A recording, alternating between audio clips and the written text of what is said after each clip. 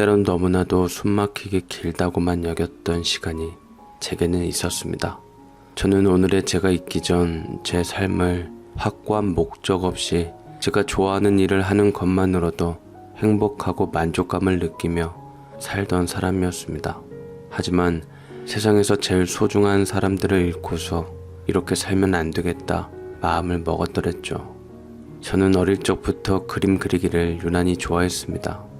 연필과 종이만 있다면 하루 종일 가지고 놀아도 지겹지 않을 정도였죠. 그만큼 그림 그리기를 좋아했습니다. 누가 저에게 장래 희망이 뭐냐고 물으면 저는 주저하지 않고 화가라고 답할 정도로 제 미래의 직업은 정해져 있었습니다. 그러나 제가 커갈수록 우리 집 형편을 현실로 직시하게 되니 그림 그리기를 좋아한다고 해서, 그림을 잘 그린다고 해서 화가가 될 수 없음을 알아 저에게는 꿈으로만 남게 되었지요. 그렇다고 제가 제 꿈을 완전히 포기한 건 아니었습니다. 네가 좋아하는 일을 하고 살아야 하는데 설마 우리 때문에 네가 그 좋아하던 그림을 포기한 건 아닌지 모르겠구나. 아니에요 아버지. 잠시 돌아서 가는 거고 그림은 계속 그릴 겁니다. 제가 좋아하는 일인데 포기는 있을 수 없죠. 제가 미대로 진학하기에는 우리 집 형편은 그리 넉넉한 편이 아니었습니다. 아버지와 어머니는 작은 공장에 다니셨고 성실하고 부지런한 분들이라 남들에게 손 벌릴 만큼 곤궁하지는 않았지만 예체능 계열에 끝없이 들어가는 학비와 재료비, 과외비를 지원하기에는 버거웠죠. 저는 제가 좋아하는 일을 하기 위해서 두 분의 희생을 밑거름 삼고 싶지 않았습니다. 안 그래도 두 분 다 가난한 집의 장남과 장녀로 만나 고생이란 고생은 다 하고 사시다 그나마 가정을 일구고 자리 잡아 남들처럼 사는 기반 마련하셨는데 자식인 제가 또다시 진흙탕으로 발을 내딛게 하고 싶지 않더군요. 옆집에는 여지껏 중마고우로 지내던 친구가 있었는데 그 친구는 이런 저를 안타깝게 생각했습니다. 차라리 돈이 없으면 재능이나 열정이라도 주시지 말던가. 하늘도 참 무심하시지. 넌 누구보다 잘되고 성공할 녀석인데 그놈의 돈이 뭔지 내가 다 안타깝다. 괜찮아. 어차피 남자가 미술 전공한다 한들 성공하는 사람이 얼마나 있겠어. 난 이제까지 배고프게 살아서 돈 없는 예술인보다는 돈 많은 부호가 되고 싶어. 성공해서 우리 부모님 호강시켜드리는 게 내 목표야. 그래도 꿈을 잃지 말고 살아. 혹시 아냐? 정말 네 재능으로 인생이 어떻게 변할지. 돈 많은 예술인이 될 수도 있으니까 포기하지 마. 친구는 든든하게 제 곁을 지키며 중마고우답게 제게 힘을 불어 넣어주었고 저는 그 친구가 제 곁에 있다는 게 참으로 든든했습니다. 친구의 진심을 잘 아는 저희 부모님께서도 그 친구를 아들처럼 참 예뻐하셔서 더 잘 지내게 되었던 것 같아요.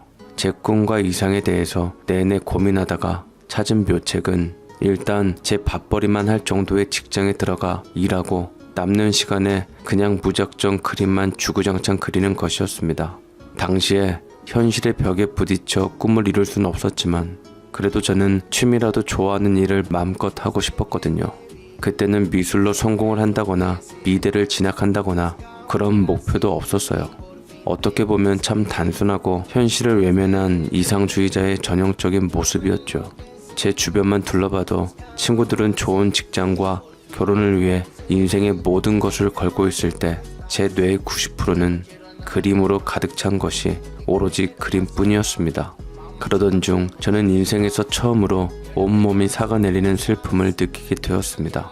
그토록 소중한 제 어머니는 젊은 날부터 앓고 계시던 지병이 발병되어 갑작스럽게 돌아가시게 되었던 것인데요.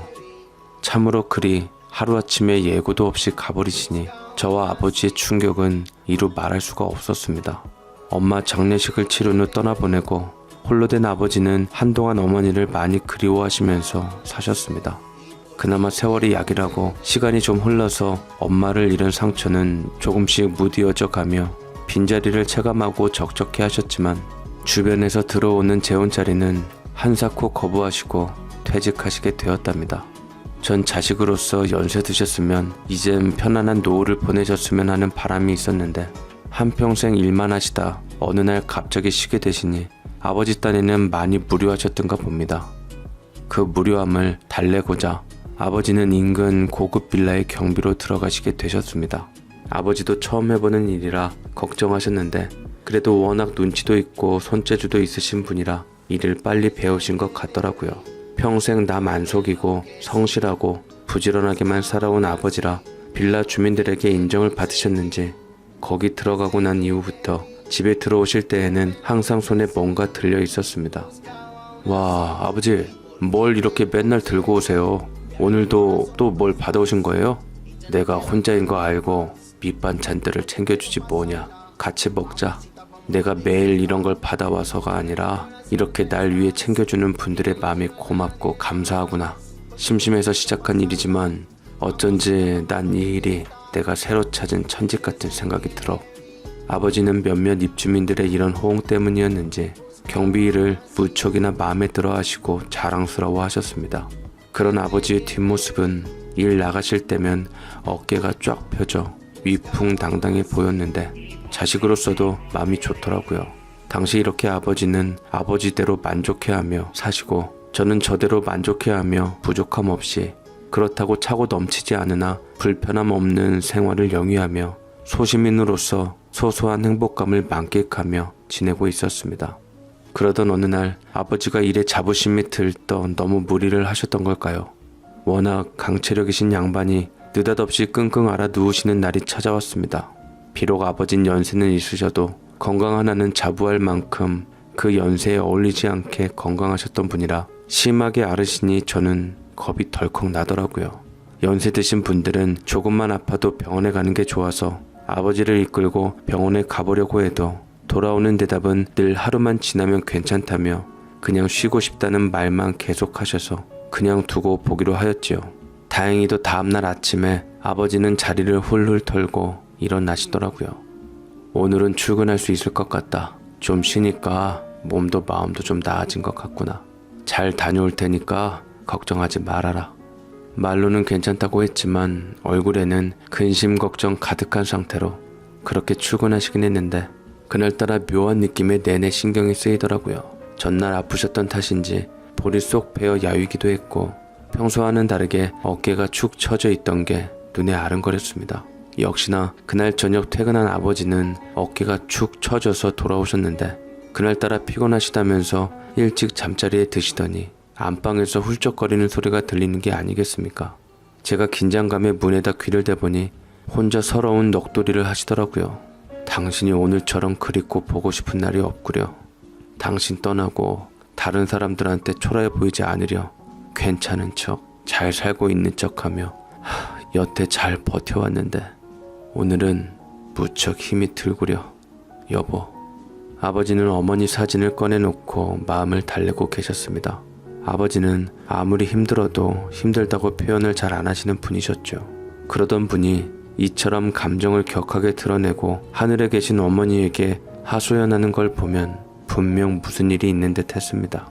걱정된 제가 자식된 도리로서 아버지의 근심 걱정을 덜어드리려고 대화를 시도해봤지만 끝끝내 아무것도 아니라면서 말수를 줄이시더라고요. 더욱이 아버지의 이러한 이상스러운 행동은 며칠 동안 쭉 이어지며 옆에서 지켜보고 있던 저는 애가 타들어갔어요.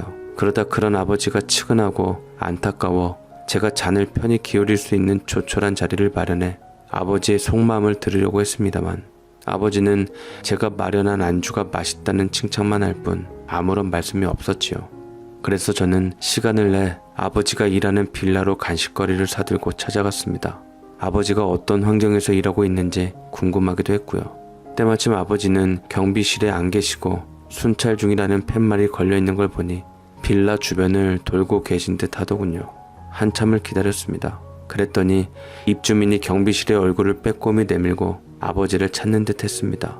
그러다 저와 눈이 마주치며 생긋이 웃더니 말을 걸더군요. 어머나, 총각도 경비 아저씨 기다리나 보네. 필요할 때 찾으면 꼭 자리를 비워놓고 어디로 쏘다니는지 원. 교육을 시켜도 나이 들어서 그런지 말도 안 듣는다니까. 그 여자의 험한 태도에 멘붕이 오더라고요. 대체 뭔가 싶었습니다. 분명 아버지께서는 입주민과 돈독한 사이로 잘 지낸다고 하셨는데 어디서 굴러온 저 험상궂게 생긴 여자가 아버지를 하대하는 모습이 울컥 올라오더라고요. 아버지를 평소 어떻게 대하고 있는지 눈에 훤하게 보였지요. 아버지는 저에게 말씀하시길 고급 빌라라서 사람들이 다 배운 사람들답게 행동하고 베푼다고 하셨는데 저 여자의 생긴 대로 노는 행동을 보니 그렇지만도 않은 것 같았습니다. 이 입주민의 말하는 본새만 봐도 천박함이 줄줄 흐르는 것이 시정잡배의 말투와 진배 없더군요. 마침 아버지가 순찰을 마치고 들어서는 모습이 보였습니다. 그런데 갑자기 제가 나설 틈도 주지 않고 이 입주민은 아버지를 보더니 다짜고짜 삿대질을 하며 윽박 지르더라고요. 아저씨, 누구 돈으로 아저씨 월급 주는 줄 아세요? 전부 우리 주머니, 내 주머니에서 나간단 말이에요. 그런데 한시라도 자리에 안 붙어 있고 수시로 돌아다녀요? 만약에 무슨 일이 생기면 어떡하려고 그래요? 전에 제가 누누이 얘기했건만 안 들려요? 그러면 보청기라도 끼고 일하시든가. 나이 들어서 오갈 데 없는 사람이 자리라도 보존하려면 말이라도 잘 들어야지. 그리고 이것 좀 우리 집까지 들어주세요. 그 입주민이 아버지에게 대하는 모습이 가관이었습니다. 아버지에게 막대하는 것도 모자라 인신공격에 하인처럼 대하는 걸 보고 저는 도무지 참을 수 없어 그 사이에 끼어들어 그 입주민의 짐을 내동댕이 쳤습니다.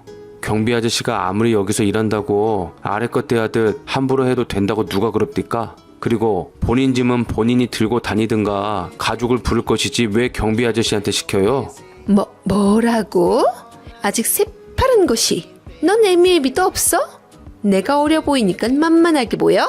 50 넘은 분으로 보이니까 경비 아저씨께 사과하시고 가시던 길 가세요.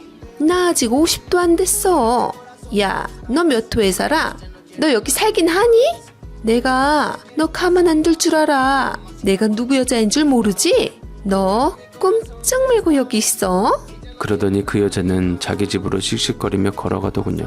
그러거나 말거나 저는 아버지가 여태 저딴 인간들에게 이런 대우를 받으시면서 그리도 밝게 일하셨나 싶어서 순간 눈물이 핑 돌았습니다. 더 이상 이런 일 하시지 마시라고 제가 화를 내며 당장 경비를 그만두라고 집에 가자는 말에 아버지는 꿈쩍하는 채 저를 보며 다급히 자리를 비키라고 하셨어요.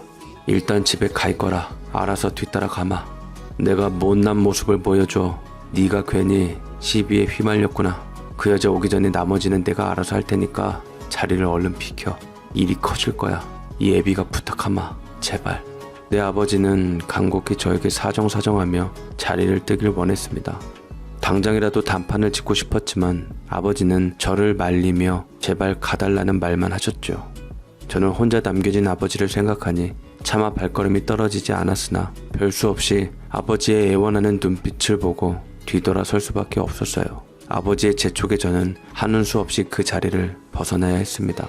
집에 돌아온 저는 마음이 편치 않아 서성거리다 아버지가 좋아하시는 안주거리를 만들어 놓고 기다렸습니다. 시간이 무심하게 째깍째깍 지나가고 퇴근 시간이 훌쩍 지났는데도 아버지가 돌아오지 않아 걱정되더군요. 그래서 아버지를 모시려 빌라로 발길을 내디뎠습니다. 그런데 거기서 하필이면 제가 못 볼 꼴을 보고 말았지요. 순간 저는 눈을 몇 번이나 비벼가며 다시 볼 수밖에 없었어요. 헛것을 봤나 했지만 아니었습니다. 돌이켜봐도 피가 거꾸로 솟습니다. 맙소사, 제 눈에 들어온 건 우리 아버지가 경비실 바닥에 무릎을 꿇고 있는 모습이 아니겠습니까? 저는 눈이 뒤집혀 버려 말할 수 없는 분노에 눈물이 왈칵 쏟아졌고 아버지를 일으켰습니다. 아버지, 지금 여기서 뭐 하시는 거세요? 왜 아버지가 지금 이런 대우를 받고 계시냐고요? 아버지야말로 이제 저를 봐서 당장 일어나세요. 아까 그 여자가 아버지한테 이런 짓 시킨 거 맞죠? 대체 그 여자 집 몇 호예요? 제가 당장 그 입주민의 집에 달려갈 기세로 흥분해서 날뛰니 아버지는 그런 저를 저지시키려고 일어서다 휘청거렸습니다. 다리가 심하게 떨리고 있었는데 얼마나 그 자세로 오랫동안 그러고 계셨는지 가슴이 미어지고 억장이 무너져 내렸습니다. 도대체 아버지가 왜 이러시는지 모르겠더라고요. 이쯤에서 그만하자. 너나 나나 우리가 날뛰어 본들 허공에 삿대질하는 거랑 별반 다를 게 없어.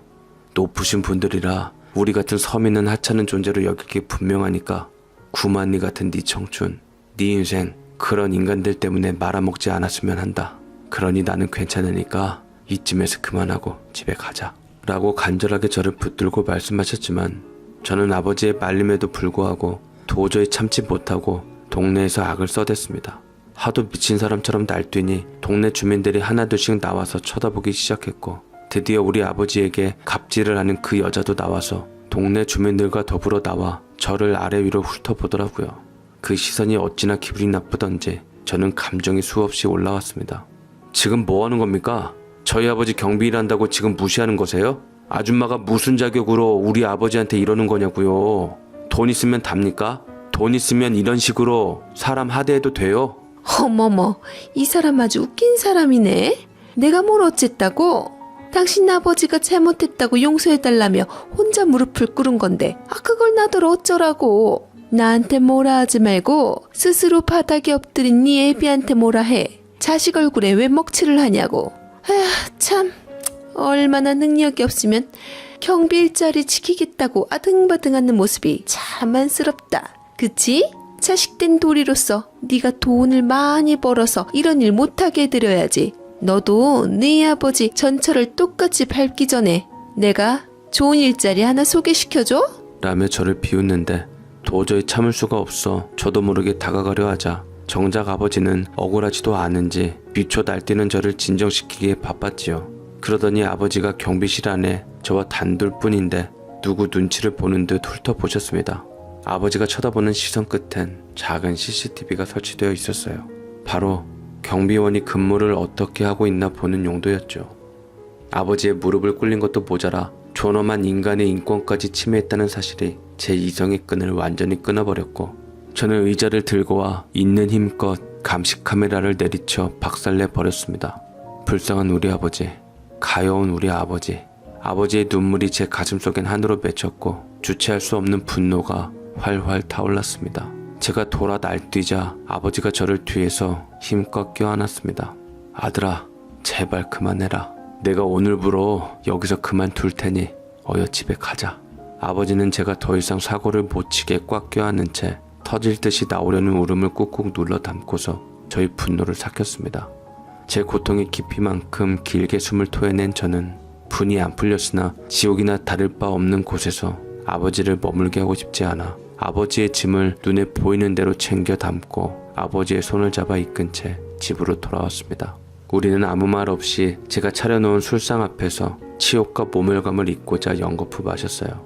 평전심을 잃은 건 저뿐만 아니라 아버지도 마찬가지였습니다. 저처럼 거칠게 표현 안 하셨지만 술 드시는 양이 평소 주량을 초과하셨지요. 그렇게 우리 부자는 이날의 흔적을 기억 속에서 지워내고 도려내는 듯 술의 힘을 빌렸습니다.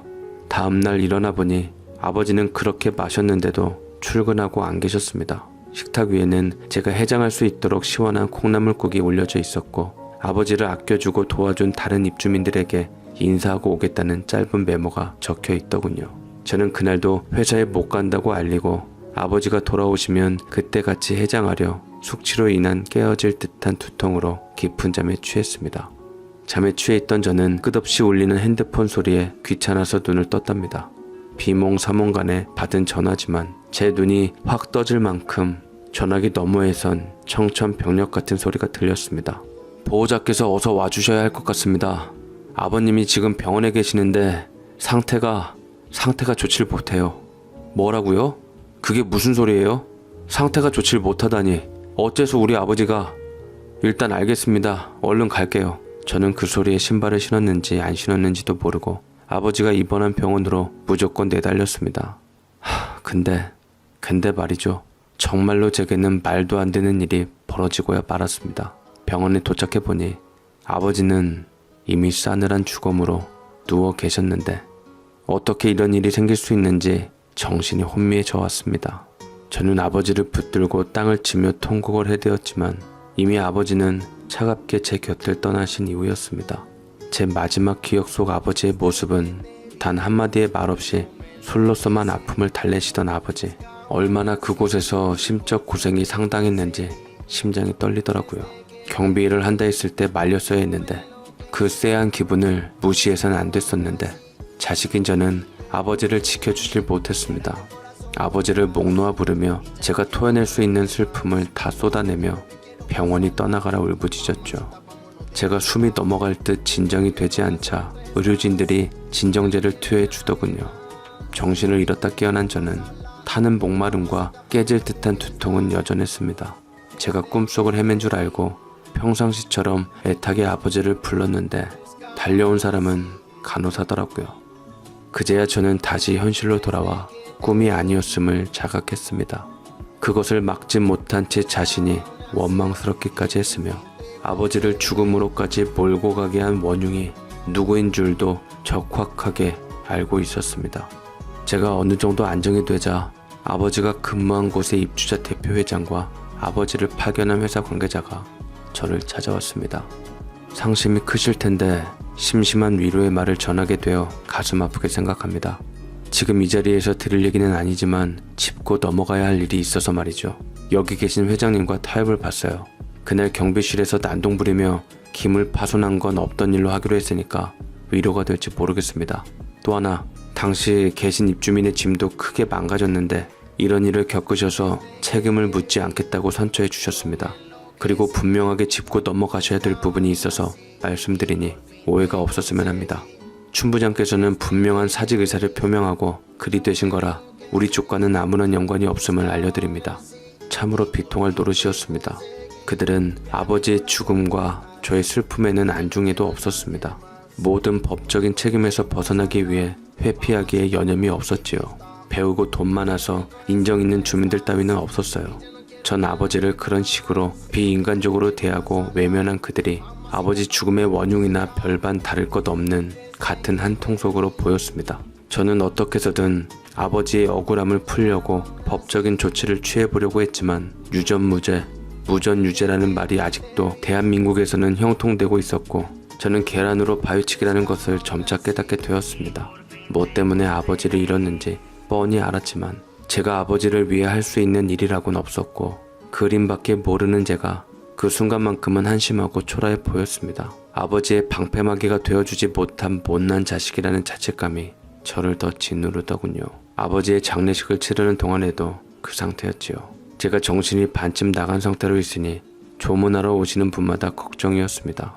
그나마 친구들이 제 대신 상주 노릇을 하며 장례를 무사히 마칠 수 있었어요. 특히나 제 중마고위였던 친구는 저와 당분간 같이 있겠다고 했으나 제가 거절하자 한마디 하더라고요. 정신 차려 임마. 너 그러다 정말 큰일 날까봐 그래. 너 아직도 정신이 없어 보여서 그러니까 당분간 나랑 같이 있자. 친구의 눈에는 제 상태가 얼마나 심각해 보였던지 저 혼자 있겠다는 걸 간곡하게 말렸으나 충격과 슬픔에서 빠져나오려면 혼자가 편했습니다. 아버지를 보내드리고 텅 빈 집으로 들어왔을 때 식탁 위에는 아버지가 떠나시기 전 제게 끓여준 콩나물국과 메모가 그대로 남아 있었습니다. 저는 곰팡이가 핀 콩나물국을 들이켰지요. 아버지의 마지막 온기로 허기를 채우듯 국물 한 방울 남기지 않고 깨끗이 비워버렸습니다. 그리고는 영원히 돌아오지 않을 아버지의 빈자리가 그리워 울고 또 울었습니다. 얼마나 울었는지 지쳐서 쓰러진 저는 그대로 잠들었다 친구의 전화에 겨우 눈을 떴습니다. 괜찮은 거지? 너 혼자 집에 보내는 게 아닌데 너 걱정이 돼서 잠 한숨 못 잤다. 잠시 잠들었는데 너희 돌아가신 아버지가 꿈에 나와서 내가 갈까? 네가 올래? 친구는 우리 아버지가 꿈에 나와서 꿈자리가 뒤숭숭했는지 제 상태를 확인하려 했습니다. 그 순간 저는 속이 메숙거려 화장실로 뛰어들어가 모든 걸 개원했죠. 전화기 너머에서는 제가 뭘 하는지 다 들린 모양이라 친구의 놀란 목소리가 쇳소리처럼 날카롭게 들렸지요. 한참을 모든 걸 토해내니 뭔지 모르게 개운한 것 같기도 하더군요. 그리고 저는 제 작업실로 들어가 도구를 다 챙긴 뒤 아버지를 그렸습니다. 며칠간 멍했던 정신이 돌아온 듯 아버지를 화폭에 담았습니다. 그리고 다짐했죠. 내가 반드시 어떻게든 성공해서 그것들을 똑같이 만들어 주겠노라고 말이죠. 이를 갈며 저는 피눈물을 쏟고 혼신의 힘을 다하여 그림을 그렸습니다. 시간이 얼마나 흘렀는지 모르지만 우리 집 문을 친구가 세차게 두드리며 저를 찾았습니다. 저는 무시하고 싶었습니다.